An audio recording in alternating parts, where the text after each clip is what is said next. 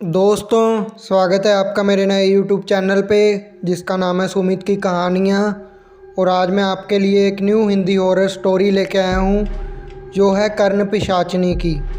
तो आइए बिना किसी देरी के अपनी स्टोरी को स्टार्ट करते हैं। मुझे भूख लगी है, मुझे भोग चढ़ाओ, नर मांस दो मुझे। कर्ण पिशाचिनी के आवाज़ से मानो यह शांत जंगल कांप उठा। रात के कुछ पंछी डरते हुए उड़ गए। हर्षराय विकट परिस्थिति में थे। उन्होंने सोचा तो क्या, अंत में इतने दिनों की साधना यूं ही व्यर्थ चली जाएगी। मन ही मन उन्होंने देवी महाकाली को शरण किया। गुरु भैरवनाथ की सावधान वाणी उन्हें याद आई। गुरु ने कहा था, जितनी भी विकट परिस्थिति आए अपने दिमाग को शांत रखकर सोचना, कर्ण पिशाचिनी के माया जाल में मत उलझना। हर्षराय बोले, देवी नरमांस कहाँ से लाऊं? यह तो रिक्त भूमि है। यहाँ पर जीवित मनुष्य केवल मैं ही हूँ। मैं खुद को भोग के रूप में आपको दे सकता हूँ, लेकिन इससे क्या आपका धर्म रक्षा होगा? आप तो मेरे साधना से खुश होकर आई हैं। अब आपकी बारी है। कर्ण पिशाचिनी ने अपने भयानक रूप को त्याग कर एक सुंदर व अप्सरा जैसी युवती का रूप धारण कर बोली, तुम्हारे साधना से मैं खुश हुआ। अब तुम्हारी चतुराई को भी देखकर मैं प्रसन्न हुई, लेकिन साधक को मेरी कामना पूर्ति करनी ही होगी। हर्षराय ने एक छुरी को अपने सीने के चमड़े पर चलाया। तुरंत ही खून की एक रेखा वहाँ से निकल पड़ी। खून देखते ही कर्ण पिशाचिनी मानो और भी प्रसन्न हो गई। हर्षराय ने एक पत्ते पर उस खून का भोग लगाकर कर्ण पिशाचिनी को संतुष्ट किया। संतुष्ट होकर कर्ण पिशाचिनी हर्षराय की तरफ देखकर हंसी। उसके खून लगे दांतों को देखकर कोई भी मनुष्य डर से कांप उठेगा। मैं संतुष्ट व प्रसन्न हुई, इसलिए आज से तुम्हारे वश में रहूँगी। अब से मैं तुम्हारे कानों के पास भूत भविष्य व वर्तमान की बातें बताकर जाऊँगी। तुम्हारा कोई शत्रु तुम्हारा बाल भी बांका नहीं कर सकता। इसके अलावा भी मैं तुम्हारे 3 इच्छाओं को पूर्ण करूँगी। लेकिन हर्षराय साष्टांग प्रणाम कर कर्ण पिशाचिनी से बोले, मैं धन्य हुआ देवी। आपकी कृपा पाकर मैं अपने 3 इच्छाओं को बताता हूँ, लेकिन उससे पहले आप अपनी बातों को पूर्ण कीजिए। लेकिन क्या देवी? कर्ण पिशाचिनी अपने मोहक अदाओं को दिखाते हुए हर्षराय के और पास आ गई। कर्ण पिशाचिनी अपने साधक की सभी मन्नतें पूरी करती है, लेकिन इसके बदले में मैं तुम्हें अपना पूरा जीवन मुझे संतुष्ट करके बिताना होगा। मेरे अलावा किसी दूसरी नारी से तुम संभोग नहीं कर बनाओगे, तुम विवाह नहीं कर पाओगे, वह दूसरी किसी नारी से मित्रता नहीं कर सकते। तुम शरीर और मन से केवल मेरे होगे और सिर्फ मेरे। सम्मानित स्वर में हर्षराय बोले, मैं तैयार हूँ देवी। कर्ण पिशाचिनी फिर बोली, मेरे अलावा अगर तुम किसी नारी से संबंध या मित्रता बनाते हो तो उसके मौत की पटकथा मैं लिखूंगी। ठीक है देवी, जैसी आपकी आज्ञा। अब तुम अपनी 3 इच्छाओं को बताओ। सोचकर बोलना, तुम जो कुछ भी मांगोगे मैं उसे पूर्ण करने के लिए बाध्य हूँ। हर्षराय बोले, देवी मेरी प्रथम इच्छा है कि आप मुझे भूत भविष्य व वर्तमान की बातों से अवगत करवाएंगे एवं जीवन में संपूर्ण सफलता के लिए हमेशा सहायता देंगी। मेरी दूसरी इच्छा है कि मैं अपने मन से अपनी जीवन संगिनी को चुन सकता हूँ। वह वृद्धावस्था तक उसके साथ सुखी व आनंदमय जीवन व्यतीत करूँ। तीसरी इच्छा है कि मेरी स्त्री के अलावा दूसरा कोई नारी मुझे स्पर्श भी न कर सके। हर्षराय की बात समाप्त होते ही कर्ण पिशाचिनी गुस्से से चिल्लाती हुई बोली, धृत मनुष्य, मेरे वरदान को मेरे विरुद्ध ही उपयोग किया। कर्ण पिशाचिनी हूँ मैं।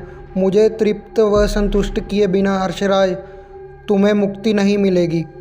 किसी क्रोधित नागिन की तरह कर्ण पिशाचिनी फुफकारने लगी। क्रोध, असफलता, प्रताड़ित होने की व्यवस्था, सब कुछ मिलाकर कर्ण पिशाचिनी सुंदर नारी से अब एक भयानक दानवी रूप में प्रतिवर्तित होने लगी। हर्षराय को अब सही से ज्ञात हुआ कि क्यों देवी के नाम में पिशाचिनी जुड़ा है। पूरब के आसमान में सूर्य नए दिन को प्रस्तुत कर रहा है। हर्षराय ने उगते सूर्य को प्रणाम किया। इसके बाद उन्होंने देखा गुरु भैरवनाथ लकीर के बाहर खड़े थे। उन्होंने आगे बढ़कर मंत्र पढ़ते हुए रक्षा लकीर खोल दिया। इसके बाद बोले कि हर्षराय अब मुक्त है। हर्षराय इतने दिन अकेले रहने के बाद आज गुरुदेव को देख जल्दी से दौड़कर प्रणाम करना चाहा, लेकिन अपने शरीर की कमजोरी के कारण खुद को संभाल लिया। गुरुदेव बोले, जाओ बेटा, पहले शरीफा में स्नान कर लो। स्नान करने के बाद बहुत सारा पानी पीकर हर्षराय को शांति मिली। आकर देखा गुरुदेव ने भोजन, कपड़े, पानी आदि की व्यवस्था कर रखा है। इसके अलावा उन्हें लेने के लिए कुछ कहार एक पालकी के साथ भी आए हुए थे। हर्षराय ने सोचा कि गुरुदेव का सभी चीज़ों में व्यवस्थित नज़र है। आज उनके दिए ज्ञान की वजह से ही कर्ण पिशाचिनी साधना व देवी को अपने बातों के जाल में बांधने में सफल हुए। हर्षराय ने अपने गुरु का जय जयकार किया। गुरुदेव भैरवनाथ ने हर्षराय को रोकते हुए कहा, मेरा नहीं बेटा, देवी माता की जय जयकार करो। दोनों एक साथ बोल पड़े, जय माता ग्रह काली की जय। ममता के पिताजी गुस्से में गुरु महाराज की तरफ आगे आए। उपाध्याय जी, क्या आप कोई तमाशा कर रहे हैं? विवेक व उसके माता पिता आपको क्या मानते हैं मुझे नहीं पता और मुझे जानना भी नहीं है, लेकिन मेरी लड़की को इन सभी क्रियाओं में प्लीज़ मत उलझाइए। बहुत हुआ, अब मैं अपनी लड़की को लेकर लौट जाऊंगा। यह शादी अब नहीं होगी। गुरु महाराज गरजते हुए बोले, भूल से भी उस रक्षा लकीर के भीतर व पिल्लर से बंधे लाल धागे को मत छूना। मुझे थोड़ा वक्त दीजिए। कृपया अपना और ममता की विपत्ति मत बुलाइए। ममता की माँ ने किसी तरफ उन्हें पीछे लेकर गई। उनकी बातों के बीच ही एक गाड़ी मंदिर के बाहर आंगन में आकर रुकी। उसमें से एक आदमी बाहर आया। उस आदमी को देख गुरुजी महाराज बोले, आशीष अंदर जाओ, विवेक वहीं पर है, उसे थोड़ा चेक करो।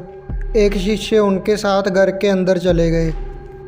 अब गुरु महाराज व ममता आमने सामने हुए। ममता की आंखों से मानो आग बरस रही है। वह मन ही मन न जाने क्या बड़बड़ा रही है। अब वह गुरु महाराज के चारों तरफ घूमने लगी। गुरु महाराज आंख बंद करके ध्यानमग्न होकर कुछ जप रहे थे। गुरु महाराज के इस शांत रूप को देखकर ममता और भी क्रोधित हो रही थी। अब उन्होंने अपनी आंख को खोला और इशारे से एक शिष्य को कुछ निर्देश दिया। तुरंत ही 3 शिष्य ने मंदिर के चौखट पर सिंदूर व हल्दी से एक तारा की आकृति बनाकर उसके हर एक कोने पर जलता दीपक रखा। उसके सामने एक यज्ञ कुंड और पूजा की सामग्री रखा हुआ है। सब कुछ बनाकर दो। शिष्य ने जल्दी से ममता के हाथ को पकड़ लिया। ममता छटपटाने लगी। गुरु महाराज द्वारा उसके माथे पर अंगूठा रखकर मंत्र पढ़ते ही वह शांत हो गई और फिर वह खुद ही चलकर उस तारे की आकृति के बीच में आकर बैठ गई। इसके बाद गुरु महाराज उसके सामने बैठकर देवी माता की आराधना को शुरू कर दिया। पूजा की प्रक्रिया जितना आगे बढ़ता गया, ममता उतना ही सुस्त होती गई, लेकिन उसकी दोनों आंखें आश्चर्यजनक रूप से चमक रही थी, मानो यह दोनों आंखें उसकी नहीं किसी और की हैं। गुरु महाराज के सामने यज्ञ कुंड की आग और ममता की आंखों में क्रोध की आग दोनों समान मात्रा में जल रही हैं। वह एकटक गुरु महाराज की आंखों में देख रही है। गुरु महाराज के माथे पर पसीना है। उनको किसी अदृश्य शक्ति से पीड़ा हो रहा है, लेकिन उन्होंने सब कुछ सहकर अंतिम आहुति को यज्ञ कुंड में डाला। तुरंत ही एक आंधी उस मंदिर को चारों तरफ से घेरने लगा, जिससे चारों तरफ अंधेरा हो गया। मंदिर के अंदर उपस्थित सभी ने देखा कि ममता का शरीर जमीन से लगभग 2 फीट ऊपर हवा में तैर रहा है। उसके बाल हवा में लहरा रहे हैं। उसकी दृष्टि मानो किसी शिकार करती शेरनी जैसी तथा उसके नाखून आश्चर्य रूप से बड़े हो गए हैं। ममता हंसते हुए बोली, पुजारी, देखती हूँ तुम्हारे अंदर कितनी शक्ति है, तुम कुछ भी नहीं कर सकते। गुरु महाराज बोले, ठीक है, देखते हैं फिर, लेकिन मैं नहीं तो मेरे माता रानी देवी कालचंडी अवश्य कुछ कर सकती हैं। इतना बोलकर गुरु महाराज ने एक छोटे आकृति का पुतला यज्ञ कुंड में डाल दिया तुरंत ही एक प्रकाश की छटा देवी मूर्ति से बाहर निकलकर ममता के शरीर में प्रवेश कर गया। ममता का पूरा शरीर मानव उस वक्त जल रहा है। ममता चिल्लाने लगी और बोली, पुजारी, तूने फिर मुझे धोखा दिया। मैं कई सालों से प्रतीक्षा कर रही थी। उस बार भी हर्षराय ने मुझे अपने बातों में फंसा लिया था, इसलिए इस बार मैं उससे विवाह करती।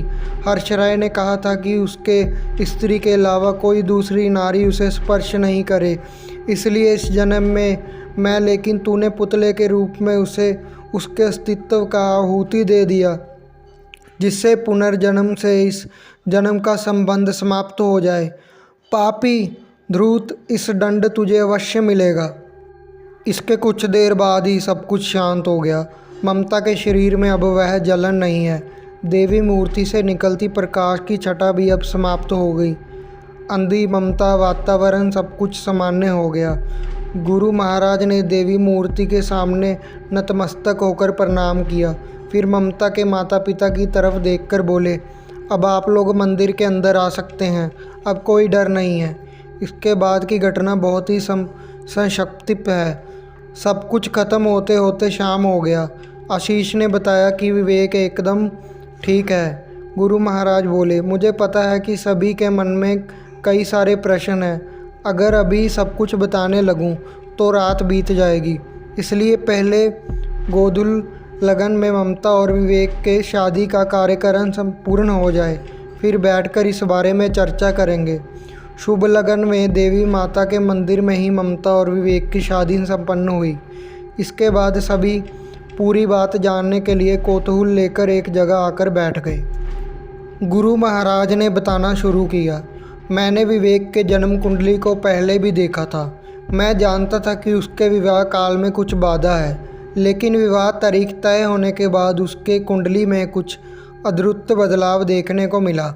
मैं तुरंत समझ गया कि उसके ऊपर किसी ऊपरी शक्ति ने अपना प्रभाव डाला है। ठीक से सब कुछ गणना करने इस निष्कर्ष पर पहुंचा कि अगर इस दोष को ख़त्म ना किए बिना विवाह हुआ तो बहुत बड़ा अनर्थ होगा। इसलिए उन दोनों को मैं यहाँ पर ले आया, क्योंकि देवी माता के सामने डाकनी, योगिनी, यक्षिणी सभी की शक्तियाँ समाप्त हो जाती हैं। अचानक उसके कुंडली में ऐसा क्यों हुआ, इस प्रश्न का उत्तर मुझे नहीं मिल रहा था।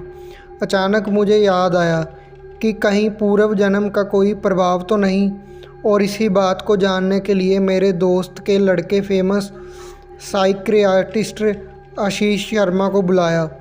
लो आशीष, अब तुम ही बताओ। आशीष बोले, विवेक को हिप्नोटाइज करके पता चला कि उसका सचमुच पूर्व जन्म हुआ है। पूर्व जन्म में उसका नाम हर्षराय था।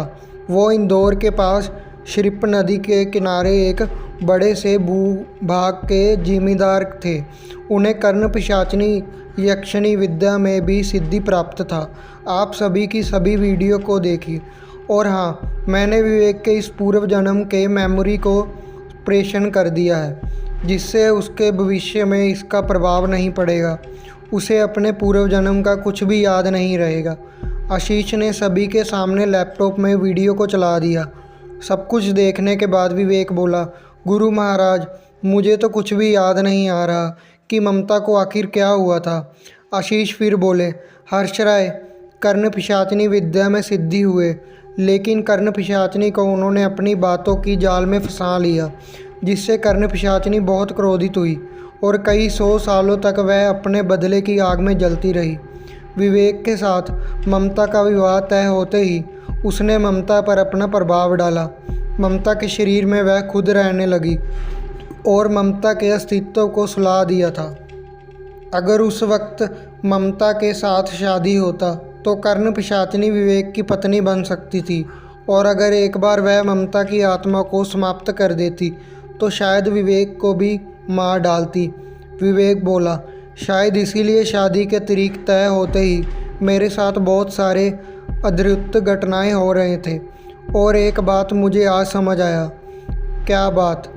अरे कोई विशेष बात नहीं। विवेक मन ही मन समझ गया था कि कोमल से उस दिन बहुत नज़दीक के लम्हों से उसके साथ ऐसा भयानक घटना क्यों हुआ था। विवेक के पास कोई लड़की आए कर्ण पिशाचनी यह बर्दाश्त नहीं कर सकती थी। गुरु महाराज बोले, यक्षिणी जानती थी कि ममता ही तुम्हारी पत्नी बनेगी। वह प्रतीक्षा करती रही, इसीलिए कोई दूसरी लड़की तुम्हारे जीवन में नहीं आई। लेकिन कहते हैं ना, अंत भला तो सब भला। आप चिंता करने की कोई बात नहीं है। यक्षिणी कर्ण पिशाचनी देवी माता की ही अंश उपदेवी है। आज देवी माता ने ही उसे अपने पास बुला लिया। इसके बाद गुरु महाराज ममता के माथे पर हाथ रखकर बोले, बेटी सदा सौभाग्यवती रहो। समझना कि आज से तुम ही विवेक की रक्षा कवच हो, और इसके अलावा मेरी माता रानी तो है ही, वो तुम दोनों की रक्षा हमेशा करेंगी। होप करता हूँ गाइज़ आपको ये स्टोरी अच्छी लगी होगी। आपके लिए मैं ऐसी ऐसी अच्छी स्टोरीज़ लेके आता रहूँगा डेली बेसिस पे। तो आप लोग मेरे चैनल को सब्सक्राइब करके बेल आइकन को दबा लें और लाइक करें वीडियो को, और कमेंट में हमें बताएं कि आपको हमारी वीडियो कैसी लगी। थैंक यू दोस्त।